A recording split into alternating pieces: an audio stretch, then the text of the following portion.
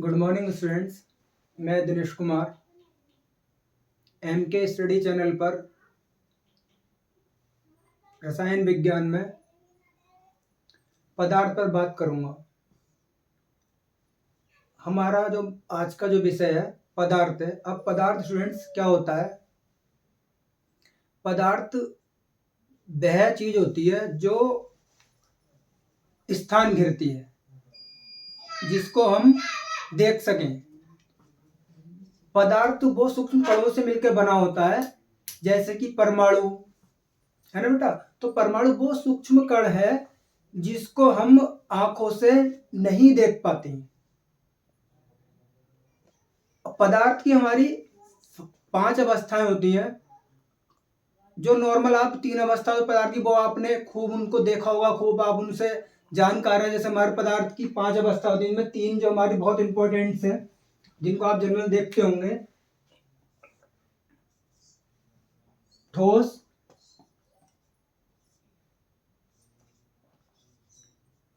द्रव, गैस।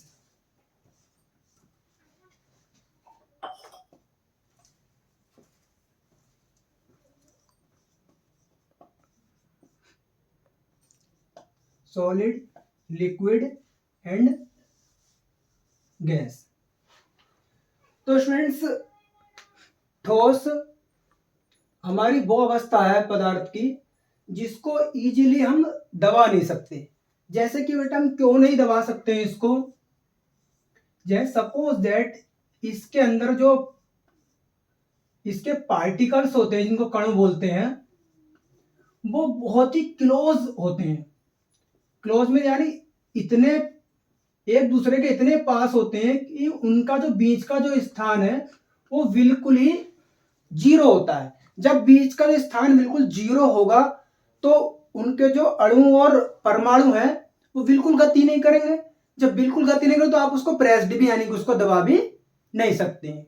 अब जब दबा नहीं सकते हैं तो इनका दबाने से किसी भी जो हमारा फेज है, जो अवस्था है, दबाएंगे तो सिंपल सी बात है उसकी जो है स्ट्रक्चर चेंज होगा, यानी कि आकृति चेंज होगी, वॉल्यूम चेंज होगा।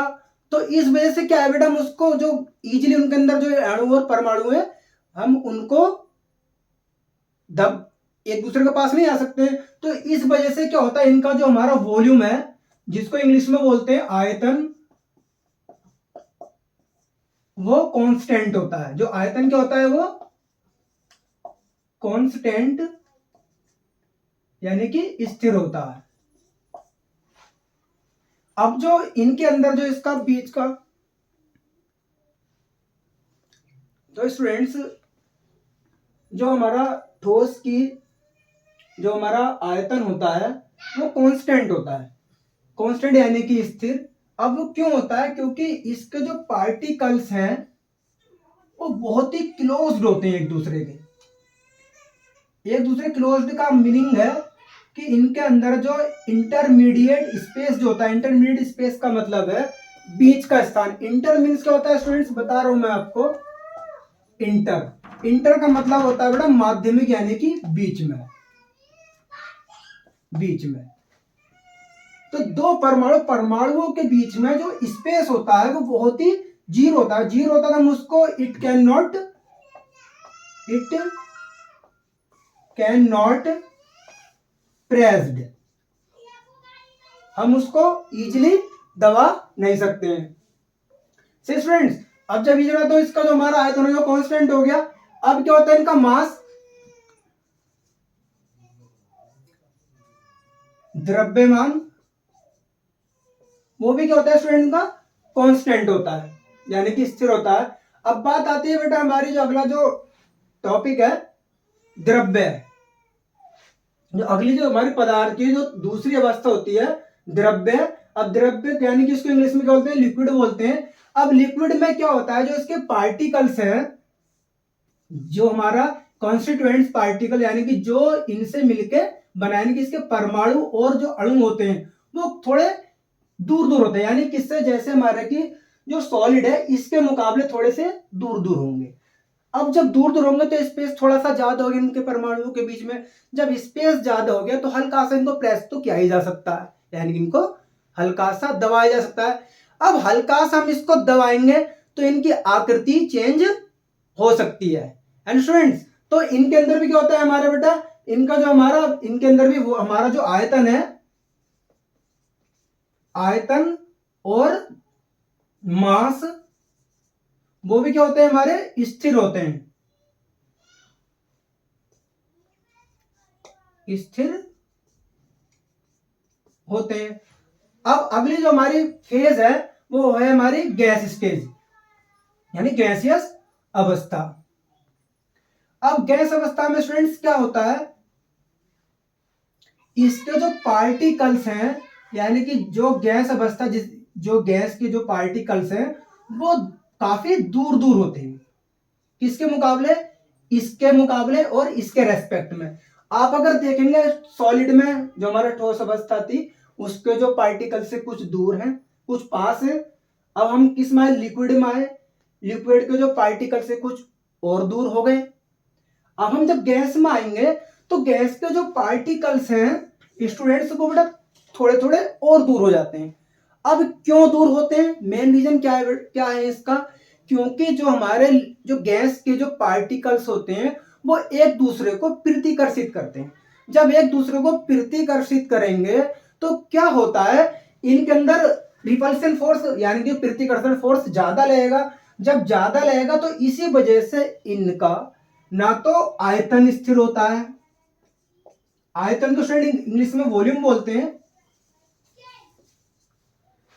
और ना इनका शेप कांस्टेंट होती है, यानी कि जो शेप है शेप कांस्टेंट होती है, यानी ये सब इनका शेप स्थिर नहीं होता है। आप जो गैस को अगर किसी भी आकार के बर्तन में अगर आप उसको डालेंगे तो क्या है वो उसी के आकार में आ जाएगी। मतलब आपने समझ लो आपने एक केजी गैस लिया, आप 1 केजी गैस को है ना 2 लीटर वॉल्यूम में भी रख लेंगे, 3 लीटर वॉल्यूम में भी रख लेंगे, 4 लीटर वाले वॉल्यूम वाले बर्तन में भी रख लेंगे, है ना। तो वो क्यों रख लेंगे, क्योंकि जो गैस के जो अणु और परमाणु हैं स्टूडेंट्स वो थोड़े थोड़े क्या एक दूसरे को रिपेल करेंगे, रिपेल यानी कि प्रतिकर्षित करेंगे।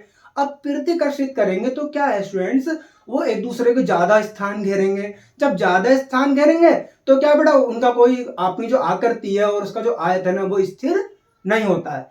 सही स्टूडेंट्स, लेकिन बट इनका जो मास है, जो यानी कि जो हमारा मास है, जो इसका भार है वो क्या होता है, वो स्थिर होता है। सही स्टूडेंट्स, तो आज का जो हमारा विषय है बेटा, तो ये ठोस लिक्विड गैस, ये तो नॉर्मल आप ये इसके 3 फेज थी वो तो आप सब जानते ही हैं। अब हमारी जो 3 फेज जो 2 फेज बची वो है बेटा अगली हमारी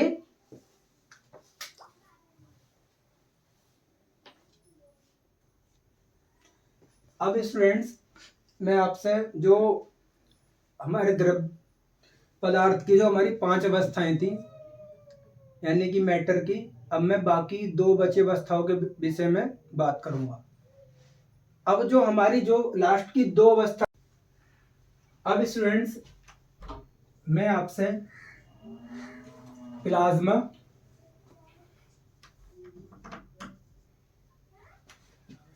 स्टेज पर बात करूंगा। प्लाज्मा अवस्था हमारी वह अवस्था होती है जो स्पेस में पाई जाती है, यानी कि अंतरिक्ष में। अब ये वह अवस्था है, मतलब हम क्या करते हैं इसमें, जब हम किसी सब्सटेंस यानी किसी मेटल को या नॉन मेटल्स को या किसी पदार्थ को हम उसे हीट करते हैं, यानी कि उसको हम क्या बहुत अधिक ताप पर यानी कि 4000 से 5000 डिग्री सेंटीग्रेड ताप पर जब हम उसको हीट करेंगे तो स्टूडेंट्स उसमें से इलेक्ट्रॉन्स और आयन बनने लगते हैं। यानी कि जब इलेक्ट्रॉन्स निकलेंगे किसी एटम से तो आयंस बनेंगे।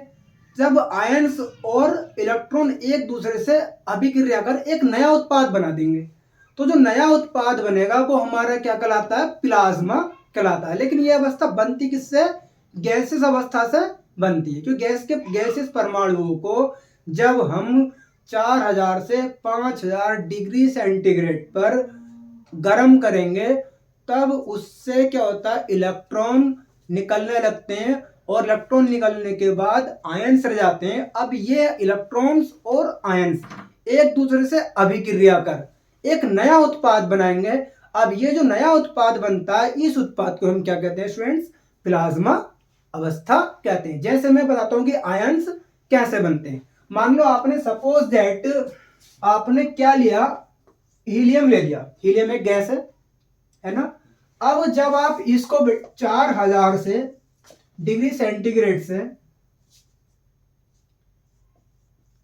5000 डिग्री सेंटीग्रेड तक आप इसको हीट करेंगे, तब स्टूडेंट इसके पास क्या है, हमारे इससे इलेक्ट्रॉन्स निकल जाएंगे। 2 इलेक्ट्रॉन्स निकल जाएंगे। 2 इलेक्ट्रॉन्स निकलने के बाद 2 चार्ज आ जाएगा। अब यही आपसी में एक दूसरे से क्या रिएक्ट करने लगते हैं। इसी तरह से हमारा क्या बनता है, हमारा प्लाज्मा अवस्था बन जाती है। जो प्लाज्मा अवस्था कहां मिलती है? अंतरिक्ष में मिलती है। अब स्टूडेंट्स क्या होता है, अगली अवस्था जो है हमारी, वो है हमारी Bose Einstein कंडेंसेट्स। Bose Einstein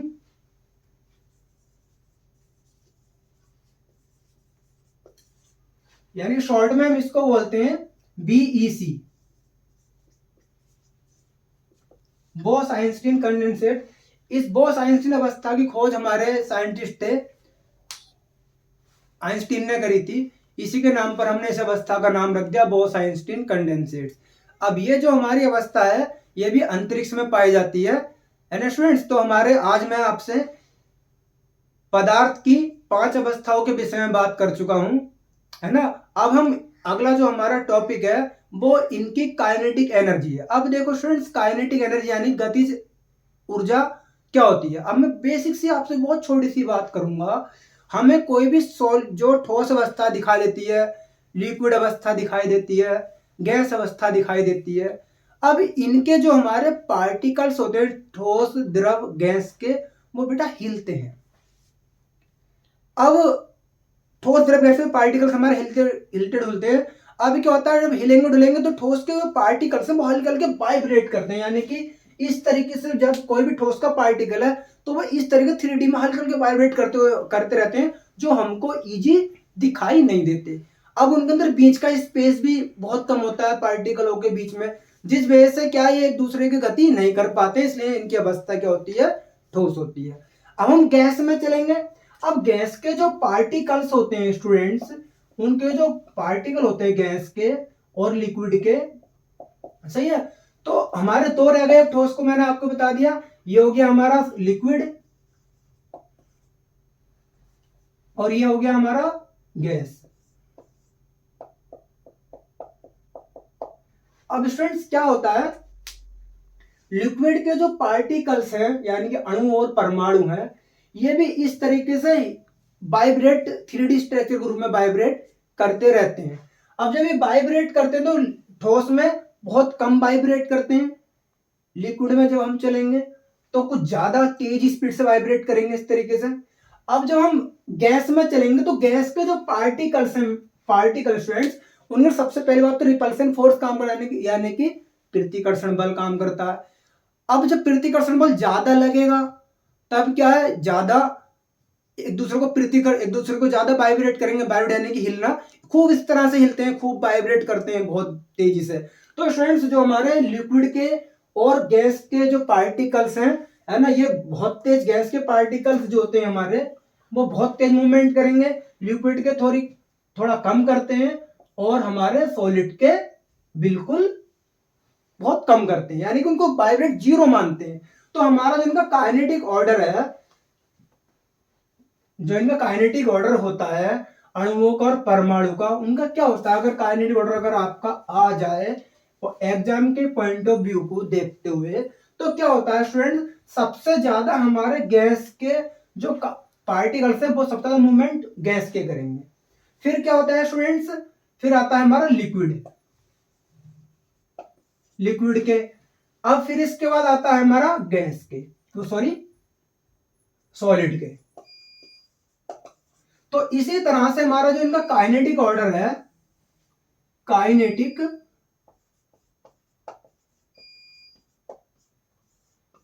order, तो सबसे ज्यादा हमारा गैस का होगा। गैस के जो पार्टिकल सबसे अधिक मूवमेंट करेंगे, फिर लिक्विड के, फिर गैस के। अब स्टूडेंट्स वो ये चीज पूछ लेते हैं हमारे एग्जाम के पॉइंट ऑफ व्यू को देखते हुए कि किस टेम्परेचर पर गैस के परमाणु की गति जो होती है जीरो होती है। तो स्टूडेंट्स वो हमारा टेम्परेचर होता है -273 डिग्री सेंटीग्रेड। तो इस कंडीशन पर क्या होता है,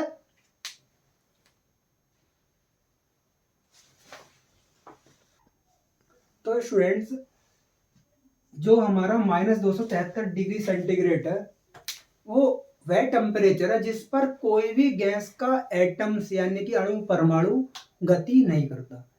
तो इसी तरह से हमारा जो काइनेटिक एनर्जी है वो नॉर्मल टेम्परेचर पर सबसे ज्यादा जो काइनेटिक एनर्जी होगी वो गैस के एटम्स की होती है, फिर लिक्विड एटम्स की, फिर सॉलिड एटम्स की।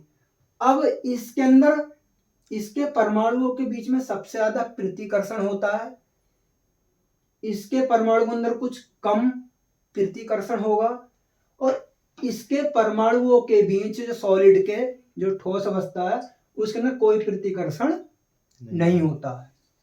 अब इसके जो परमाणु अणु और परमाणु सबसे ज्यादा गति करते हैं, इसके कुछ कम करेंगे, इसके बिल्कुल नहीं करेंगे। अब इसके परमाणुओं के बीच में जो इंटरमीडिएट स्पेस है यानी कि जो बीच का स्थान होता है वो 0 माना जाता है, इसके में कुछ ज्यादा होता है, और इसके जो परमाणुओं के बीच में इंटरमीडिएट स्पेस इंटरमोलिकुलर स्पेस है वो कुछ ज्यादा होता है। तो स्टूडेंट्स जो सबसे ज्यादा काइनेटिक जो एनर्जी होती है वो हमारी किसकी होती है, गैस अवस्था में उसके परमाणुओं की होती है। ओके स्टूडेंट्स, तो अगला जो मेरा आज का जो टॉपिक है जो है,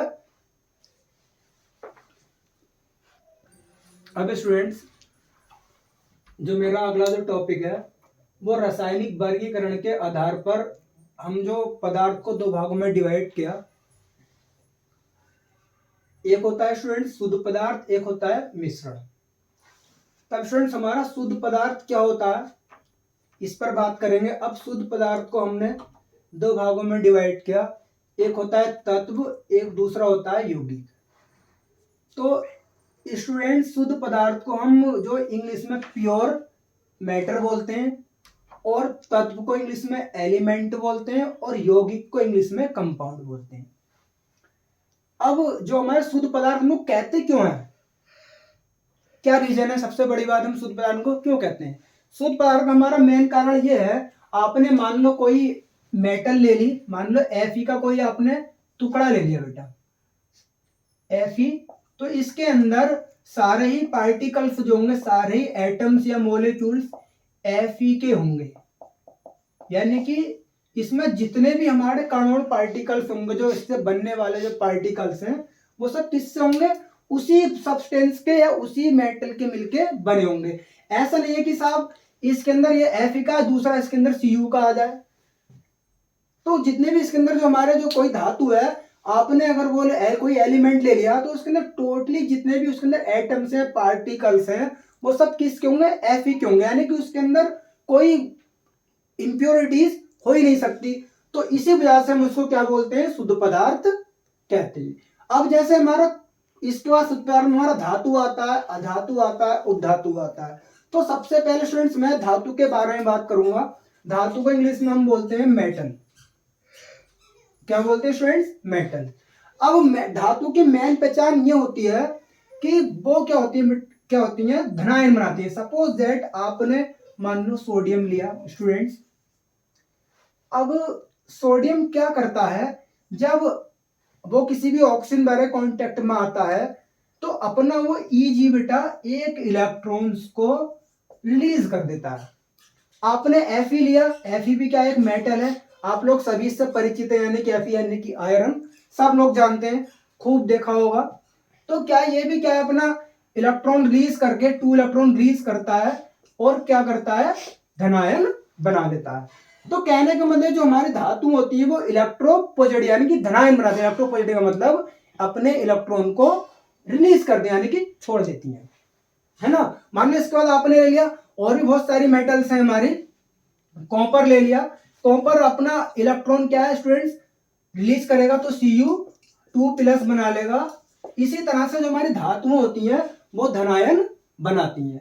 अब धातु क्या है, जो धनायन बनाती है क्या है स्टूडेंट्स, वो इलेक्ट्रोपॉजिटिव होती हैं। जब इलेक्ट्रोपॉजिटिव होती हैं तो उनके अंदर करंट फ्लो होगा, सही है। तो हमारी जितनी भी मेटल्स होती हैं उनके अंदर करंट फ्लो होता है। भाई आपने कॉपर है, आपकी जितनी भी लाइट की जितने भी करंट के तार होते हैं, आप कोई वायर ले लो और सब कॉपर से मिलकर बने होते हैं। या कुछ एजी ले लो, सिल्वर ले लो, तो सिल्वर भी क्या हमारे जो मेनली स्विच बोर्ड वगैरह होते हैं वो भी सिल्वर का पॉलिश होता है उसके ऊपर, तो उसके क्या वो भी एक तरह का जो हमारा सिल्वर है वो भी कंडक्टर होता है। तो कहने के बाद जितनी हमारी मेटल्स होती हैं वो क्या होती है, प्योर सब्सटेंस यानी कि शुद्ध पदार्थ होती है, यानी कि अंदर कोई भी मिश्र किसी भी टाइप का और पार्टिकल्स नहीं होता है। जैसे आपने सोडियम लिया, कॉपर लिया, ये कॉपर का आपका एक बड़ा टुकड़ा, तो इसमें सारे ही जो एटम्स हैं, मोलिक्यूल्स हैं, वो किसके होंगे, कॉपर के होंगे। मान लो आपने Cu ले लिया, आपने ये ले लिया, अब Mg ले लिया, तो Mg के अंदर भी जो सारे एटम मोलिक्यूल्स हैं या परमाणु हैं वो भी किसके होंगे स्टूडेंट्स, इसके Fe के होंगे। ऐसे अगला मान लो आपने Mg ले लिया, तो Mg के अंदर सारे ही परमाणु जो है इसके वो किसके होंगे, Mg के होंगे।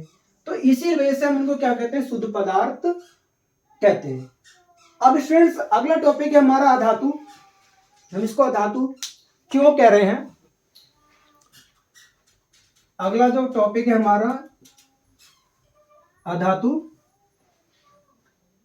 अब जो हमारी अधातु होती है वो भी क्या, मान लो आपने कोई धातु ले ली, मान लो आपने क्लोरीन ले लिया या कार्बन ले लिया, तो कार्बन क्या है स्टूडेंट्स, हमारा एक नॉन मेटल है, यानी क्या है, एक अधातु है। तो कार्बन के अंदर जो इसके जो पार्टिकल्स है जिससे मिलके बना है उसको इंग्लिश में बोलते हैं कॉन्स्टिट्यूएंट पार्टिकल, यानी कि इसके घटक। तो कार्बन का आपने एक टुकड़ा लिया, तो इसके अंदर जितने सारे पार्टिकल्स होंगे वो किसके होंगे, कार्बन के होंगे।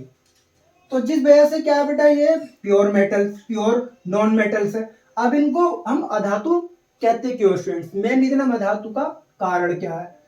तो नॉर्मल पॉइंट ऑफ व्यू से अगर मैं बात करूं आपसे, जितने अधातु को इंग्लिश में हम क्या बोलते हैं स्टूडेंट्स, नॉन मेटल कहते हैं।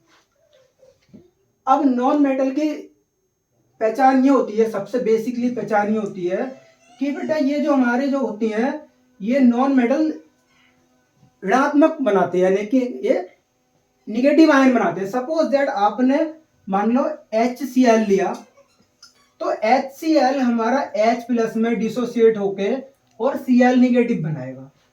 मान लो आपने NaCl लिया, तो यहां पर Na+ और Cl-।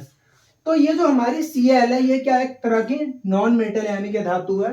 तो धातु की मेन पहचान ये होती है स्टूडेंट्स कि वो हमारे नेगेटिव आयन बनाते हैं, यानी ऋणात्मक बनाते हैं वो।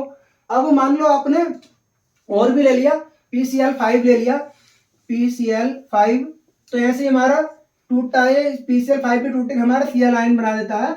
इसी तरह से हमारे बहुत से जितने हमारे नॉन मेटल्स होंगे वो क्या बनाएंगे, नेगेटिव आयन बनाते हैं। अब हम इनको अधातु कहते क्यों है, रीजन आपको दे दिया है ना।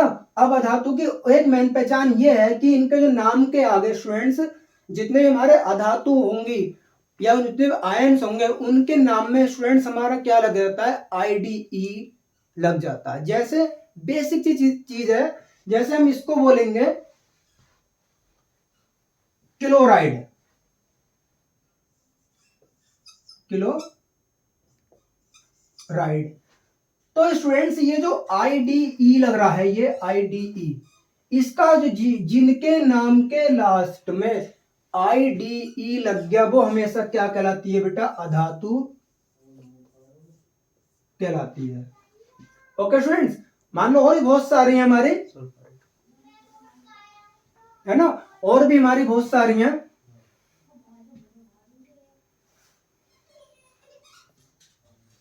नाइट्रोजन भी हमारी है, तो एक तरह की वो भी हमारी किस में आती है, अधातु में आती है। क्योंकि वो भी क्या होती है, निगेटिव आयन बनाती है ना स्टूडेंट्स। तो हमारे ये मेनली इनका ये है कि जितनी हमारी नॉन मेटल्स होंगी वो क्या होती हैं, ज्यादातर हमारे निगेटिव आयन बनाती है, यानी कि वो मेटल से इलेक्ट्रॉन को एक्सेप्ट करेंगी और वो नेगेटिव आयन बना लेगी। जैसे मैंने अभी आपको बताया था, है ना, NaCl, हमेशा Na का एक इलेक्ट्रॉन को क्या करेंगे, वो एक्सेप्ट करेंगे और ऋण आयन बना लेगी।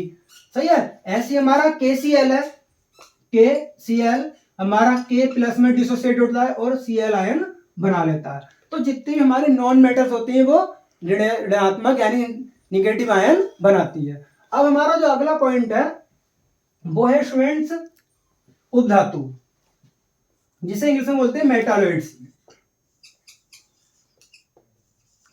तब इसमें मेटालॉइड्स वो होता है जो अधातु का प्रॉपर्टीज भी शो करे और धातु का भी प्रॉपर्टीज शो करे। जैसे हमारा उपधातु में एक तो होता है हमारा जर्म, हाइड्रोजन भी आता है, यानी हाइड्रोजन हमारा इलेक्ट्रॉन को एक्सेप्ट भी करता है और इलेक्ट्रॉन देता भी है।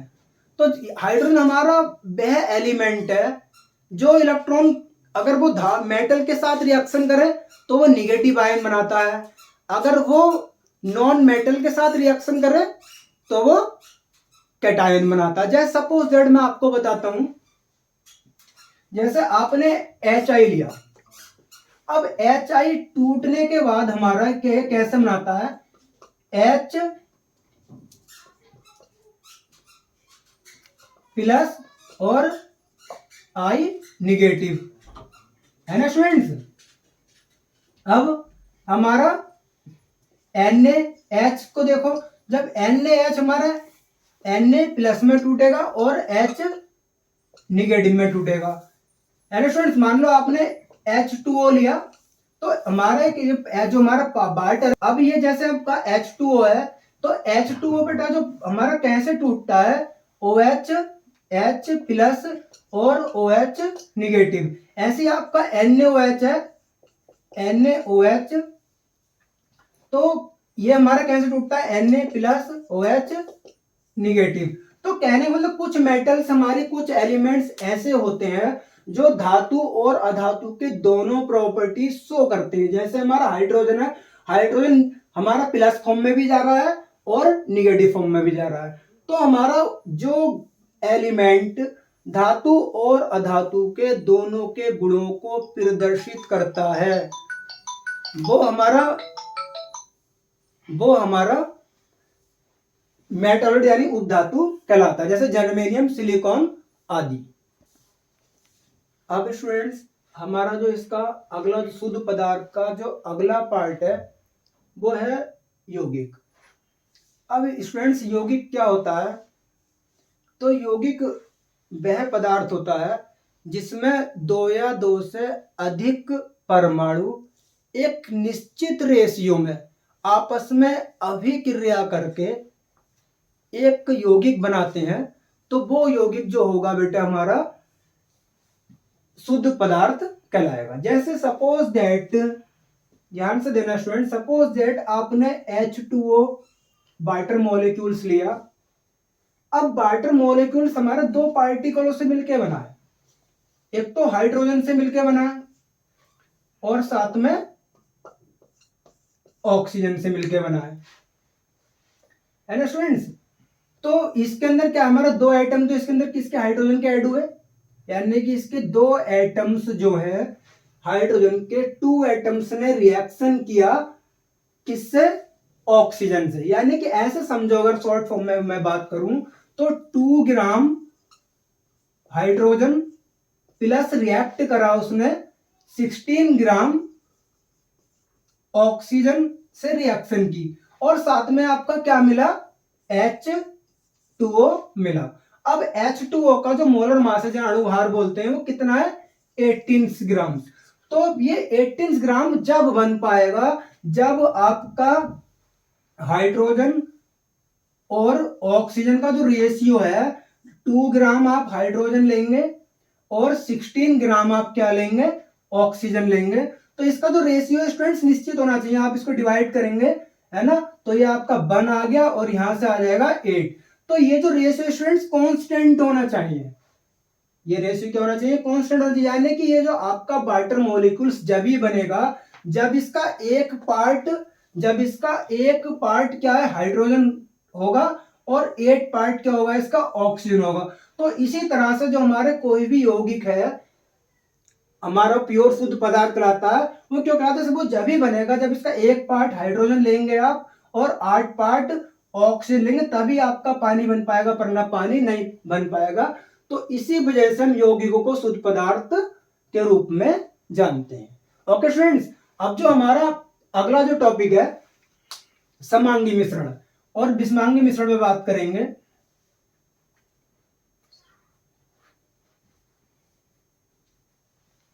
बहुत इजी है स्टूडेंट्स, ये समांगी मिश्रण विषमांगी मिश्रण क्या होता है।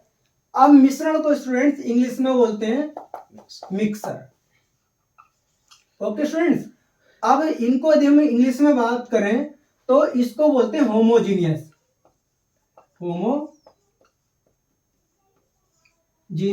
मिक्सर। अब इसको हम बोलते हैं heterogeneous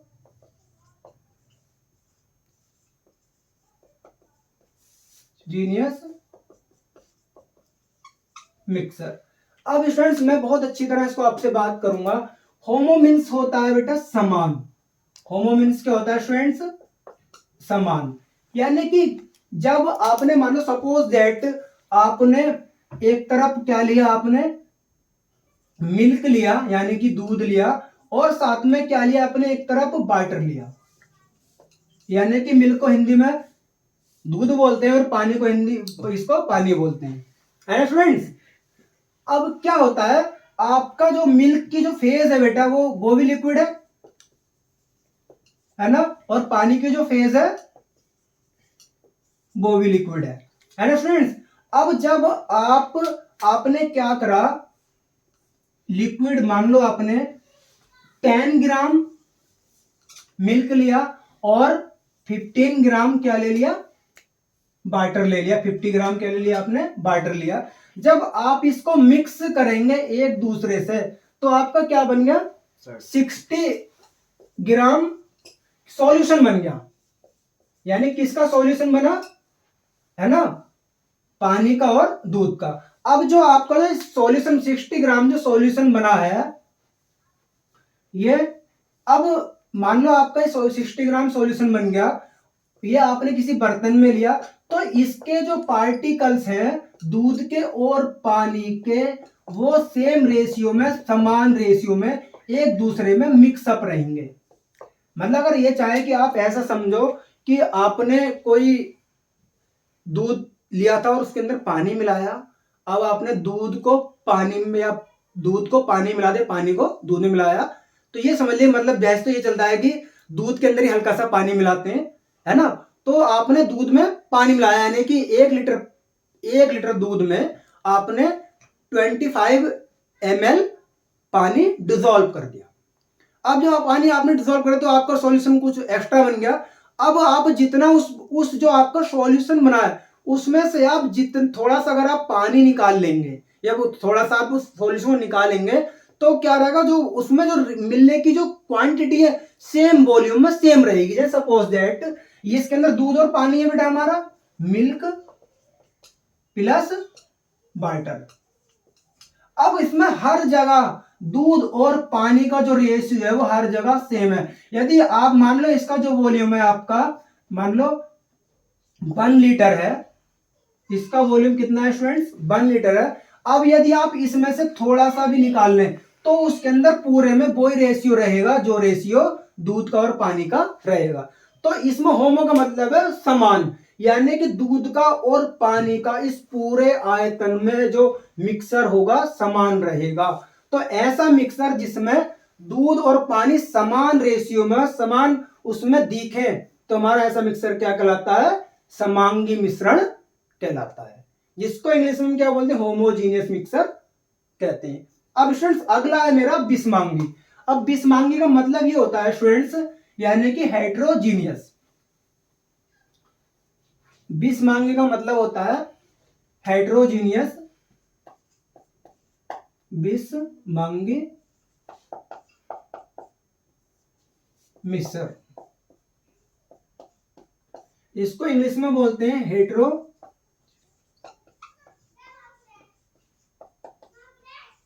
S mixer. Okay students, अब देखो क्या होता है, मान लो आपने कुछ पानी लिया है ना स्टूडेंट्स, 1 लीटर आपने क्या ले लिया, पानी ले लिया है ना, 1 लीटर क्या ले लिया आपने, H2O ले लिया। अब इसके अंदर क्या है बेटा, मैं घोल देता हूं बालू।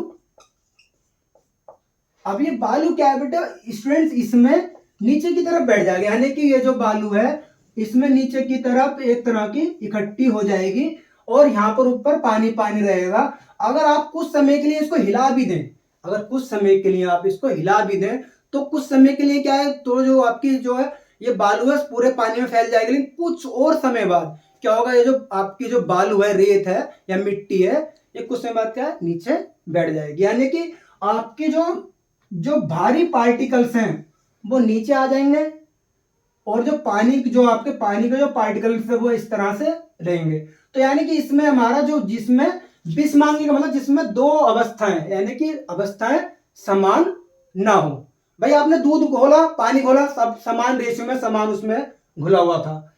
जब आपने क्या करा, इसको रेत को और पानी को जब घोला तो रेत आपका बेटा बॉटम में आ गया बर्तन की, और क्या पानी आपका पूरे उसमें वॉल्यूम में ऐसे रहा।